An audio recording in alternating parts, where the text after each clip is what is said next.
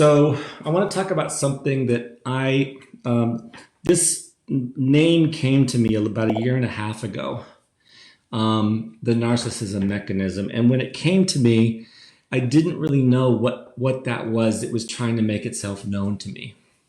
And I still feel like I don't, but I know a lot more because what it is, I feel like this is not something that's consciously coming to me. It's like it's being kind of revealed to me about something deeper, about this whole world of narcissism, narcissistic abuse, etc. So to tell you the first, kind of to start with why I got in this world was, so I've been a spiritual seeker for over half my life, very consciously. But it was only 6 years ago when sort of the beginning of an end of a 10-year relationship and a lot of pain and heartache and just a really hard, really difficult time, I ended up stumbling into finding out through YouTube and a woman named Melanie Tanya Evans, who I think does an amazing job in this realm around healing from narcissistic abuse, is that I stumbled into her videos and she helped me to understand the dynamic that I had been in this relationship in a way that I wasn't seeing the dynamic. So when I think about narcissism and narcissistic abuse or narcissistic relationships, I'm going to, so generally in relationship, whether it's a primary relationship, parent-child relationship with a boss, those have all played out for me, but also with my spiritual teacher. In those dynamics, there's a power dynamic that's going on that is unseen and unacknowledged by the people involved. And so I came upon this in my own healing, and it was her that kind of introduced me to this world of energetic healing that I now teach. It's evolved as my guides have worked with me in my own practice. But this idea of energetically healing, I got also from Melanie Tanya Evans. But the idea with these dynamics between narcissist and typically on the other side of that dynamic is referred to as either codependent or empath. Let me see if I can do this. So you have in a dynamic between two people, in this kind of dynamic, you have somebody that has highly narcissistic traits. So is unable to be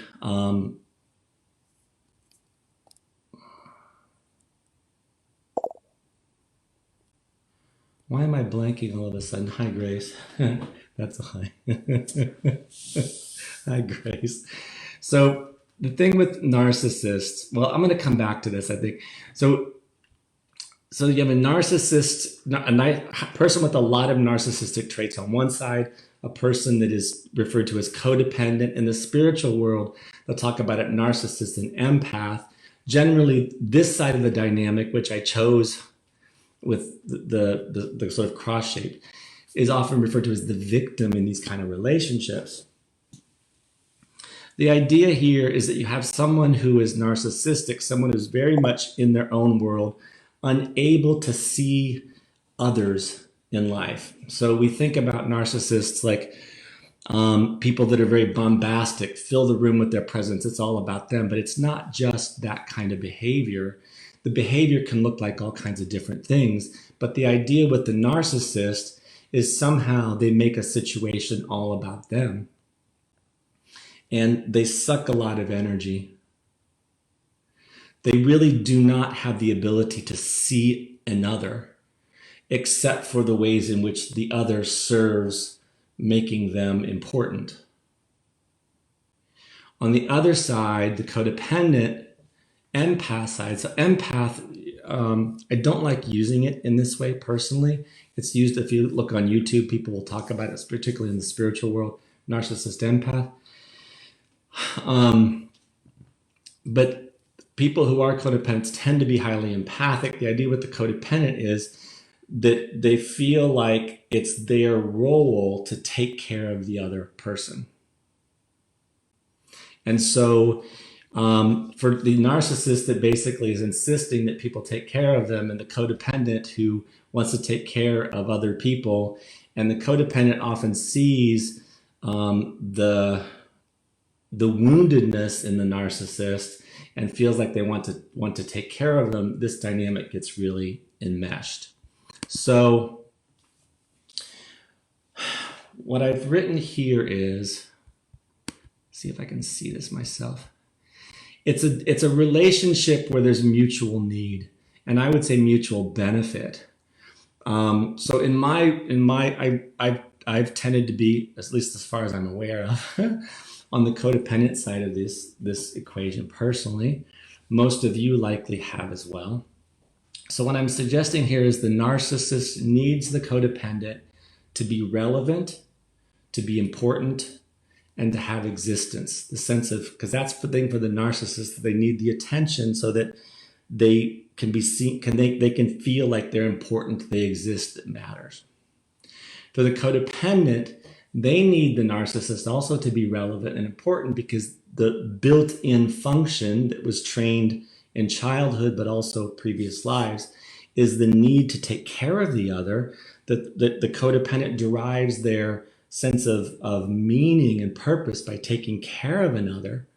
And so I would say that in this, each in their own conditioned existence needs the other.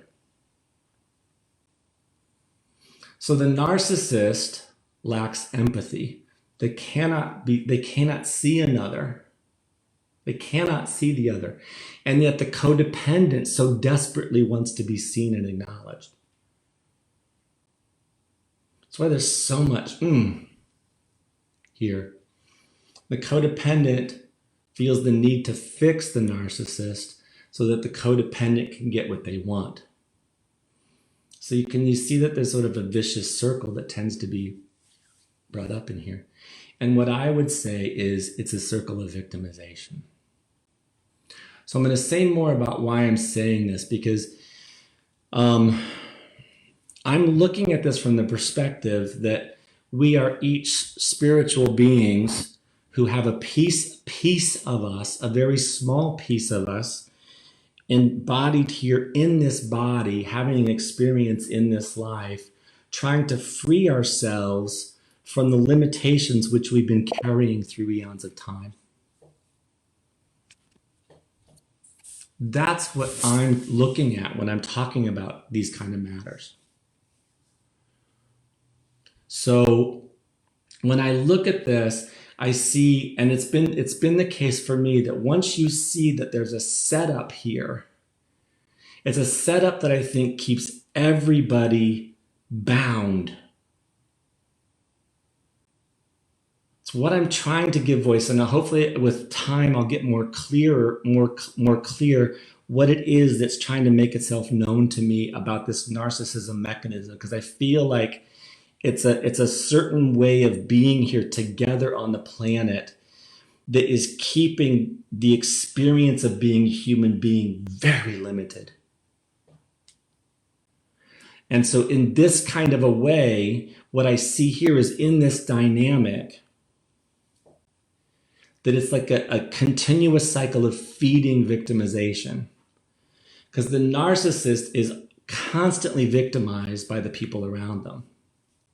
And the codependent is constantly victimized by not being able to make the change on the other end and being on the shit end of the stick about the behavior from the other. And each is looking to the other to fill in the missing pieces inside. So for two spiritual beings who are embodied here on this planet in these bodies, it's this continual cycle of victimization until you begin to see what the hell's going on and begin to remove yourself from the whole cycle. So I apologize. I'm going to give my best sense of what it is that I'm trying to kind of bring in here. And so please feel free to ask questions, because I'm trying to talk about this in a way that's more objective and impersonal and pulled back and from the perspective of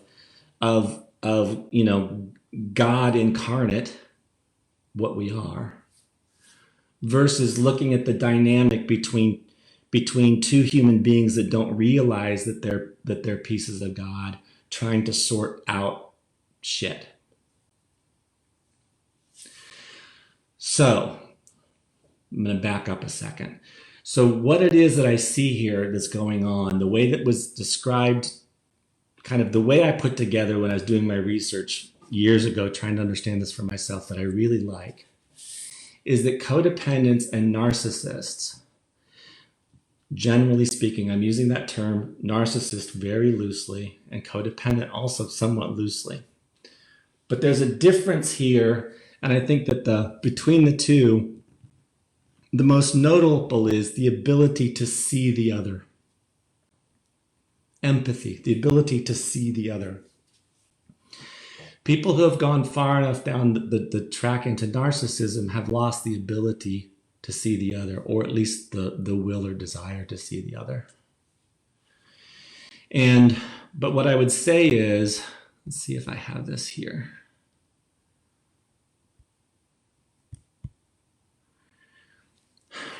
So what I have here is looking at, so we were just here looking at these two. And I tried to expand this out and say, okay, what does it look like on a bigger perspective to see what's going on here in terms of spiritual being living as human here on the planet. So I'm really sort of distinguishing this from clinical narcissism because that's seems to be actually not so many people, and most of us in our lives are not dealing with people that are necessarily clinically narcissistic. We might be. But there are a lot of people that are highly narcissistic, and in terms of what I'm saying, how I'm speaking about this, the point I want to make is really not able to see another human being and not able to recognize the other human being's experience as valid, as having anything to do with them. The narcissist is, this has nothing to do with me, it's your fault.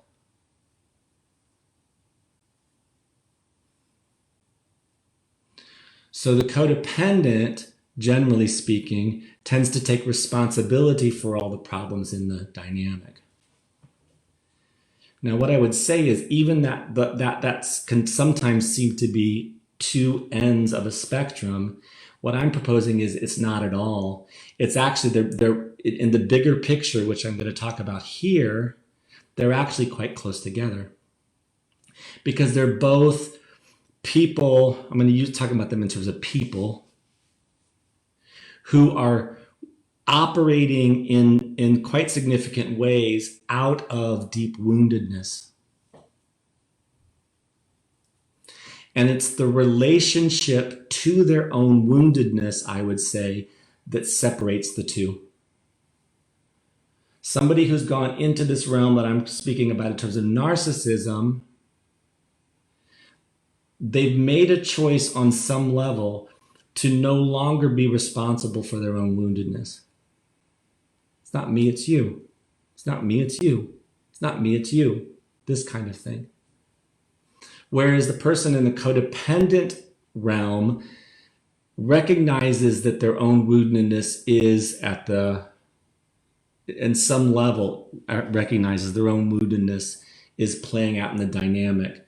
The issue there tends to be they're also taking responsibility for the bad behavior of the other.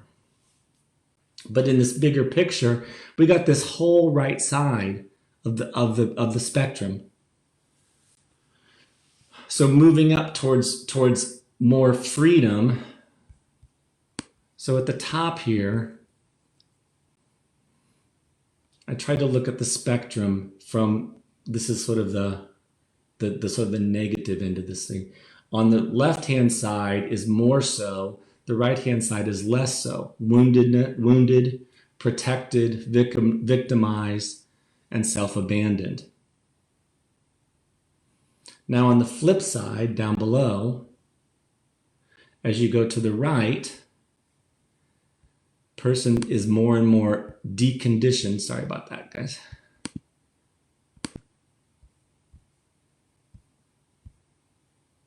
The person is, as you go to the right, the person is more unconditioned. They've done the work to remove the conditioning, the things that keep them inside a bubble of old stories and old wounds. More and more self-partnered, more vulnerable and more trusting. So this whole right side is the part that I'm really deeply, gosh darn it, I'm sorry, is the part I'm interested in talking about, because there's so much possible. And I think this is part of it when I talk with people about getting out of situations or making changes. We don't realize that there's a whole experience of life. Actually, if you're looking at me, it probably goes this way, right? On the right side of the screen. Yeah, I'm backwards. On the right side of the screen, which is available to us. And it starts with self-partnering, being there for ourselves. I'm not going to go into this very much, but I talk about this in different ways in other times I talk. Self-partnering, being there for ourselves, realizing we need to give ourselves the parenting that wasn't given to us. We need to be the parents for ourselves. Now we need to be responsible for ourselves. Nobody else is fundamentally responsible for us in terms of taking care of our own woundedness, our own needs primarily. And then I'd say taking a step further into actually self-love, deeply loving, appreciating, valuing ourselves. And then I thought, well, what's even farther than that? And I'm calling it in this for today, transparency, where the sense of a self becomes thinner, because so much of what we think is us, so much of how we identify ourselves, I'm going to say, is based on our woundedness. So what happens when we're no longer carrying the effects of all that woundedness around with us is there is this experience of being more and more transparent, less I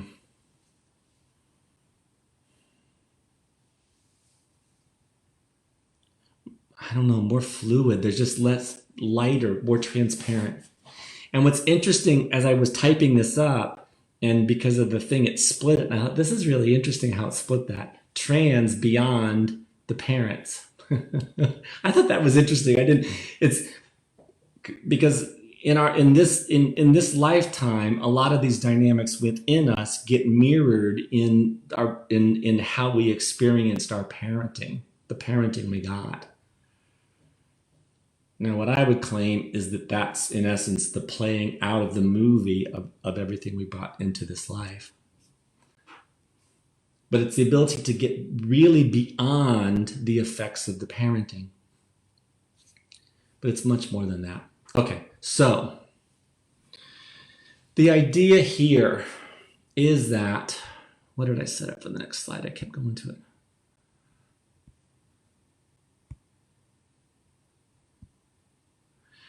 Is that in order to get us out of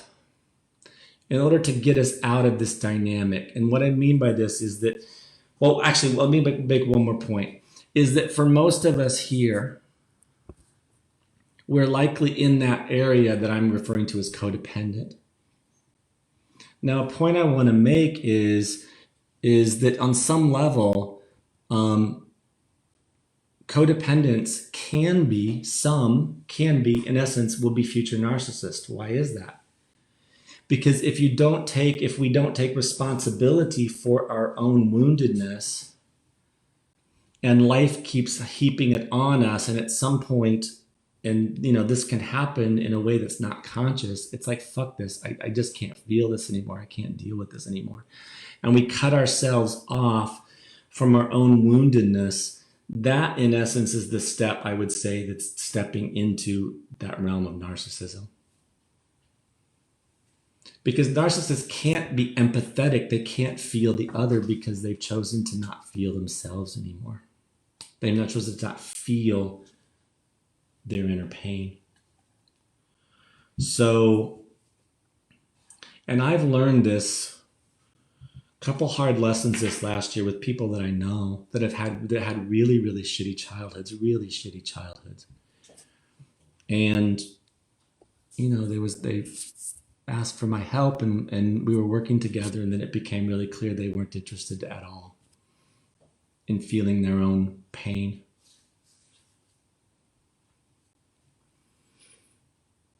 And then it played itself out, just the inability for them to be able to see other people. It's what showed this to me. It's like, there's something in all this dynamic when you can kind of see, hold on a second, this is just a circle of victimization. Meaning I'm not responsible. I'm not wholly able. I'm not wholly, completely able to respond to this situation in my life.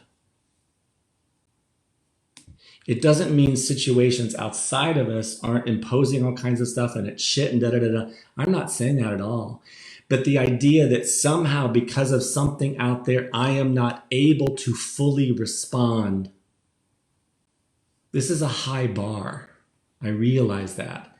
But I feel like it's the bar that we're being called to by life right now. Because as spiritual beings here on the planet at this time, we have the potential to literally escape tremendous limitation. Tremendous limitation that humanity has been living under for a very long time. And if we don't pull our heads out of this mechanism, it's going to be really difficult to take advantage of that. So I hope this has made some sense. And it's something that's been kind of chewing away at me for a while. And this was really, I just the other day, I just like, look, I need to talk about this. And so this will keep emerging. So let me share with you what to do about this. So what to do about this, in essence, is the stuff that I talk about all the time. But if you can see this kind of dynamic, how it has played out in your life, how it is playing out in your life, it can help to make, I hope, more urgent, important, why to take up the kind of stuff that I'm talking about and others as well. So how to escape this? Practice a non-victimized relationship to life. And I've put what I consider at this point in the unfolding of my teaching into what I'm calling the 7 frames of the practical mystic. And I put a link in this post down below the video. It should be, well, I don't know where it is now, but it was under Shannon's one. It was just Shannon and me before we started. And there's a link where you can download that. There's also, if you go to my YouTube channel, I gave a workshop on these 7 frames. I called them something different for that presentation, but that explains them more fully. But to practice that, practice living from those frames. Frame meaning a perspective. It means a way to look at. Actually, do I have time? What time is it? And then do your deconditioning or healing work. So here, very quickly, these are the 7 frames, but go and download them because I think the download has more descriptions under each of them. So this, in essence, the 7 frames, the perspective, the points of view to take. And you can practice this with something specific so that you can start to get used to how to practice it. But the idea is you practice this so that you're encountering life more and more from this perspective. So the first one is all of life is here to support me now. Boy, that is a setup for not being victimized. So I am not in any way claiming these to be true with a capital T about existence or life. I'm not saying that. I'm not saying that either.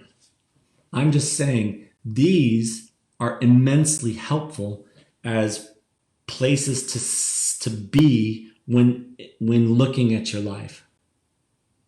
2, there is no problem. There is nothing wrong. So it can mean, I fucking hate this. I wish it wasn't happening. This sucks. Yes, yes, yes. And there's nothing about this that should be different, which means we're not fighting it. We allow ourselves to actually just be with what's happening. You could call this sort of a radical acceptance of what is happening. Not that it's okay that I'm not saying that it's okay to be treated like shit.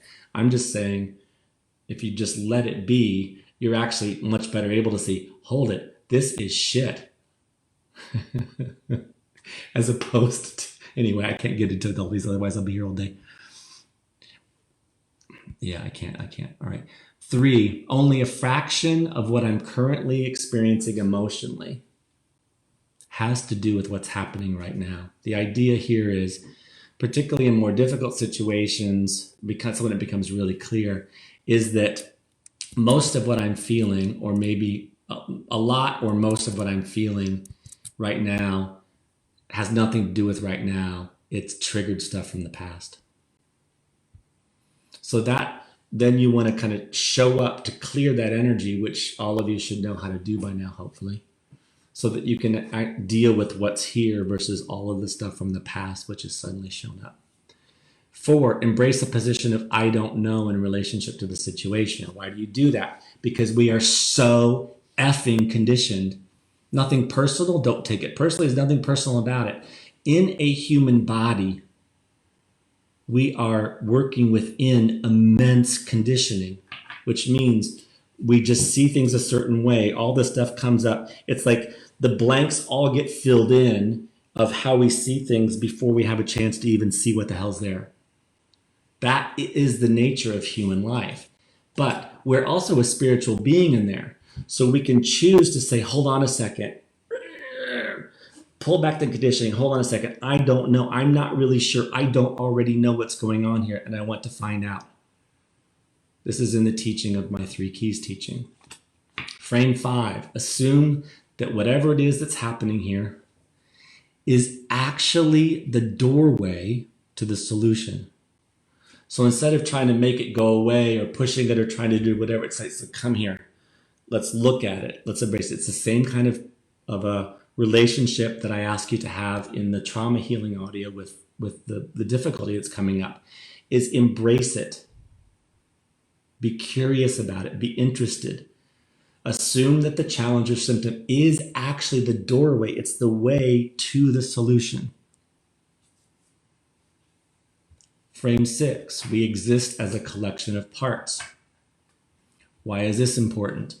Because with stuff going on in our lives, often we will have at least 2, if not more, conflicting attitudes, perspectives, beliefs about it.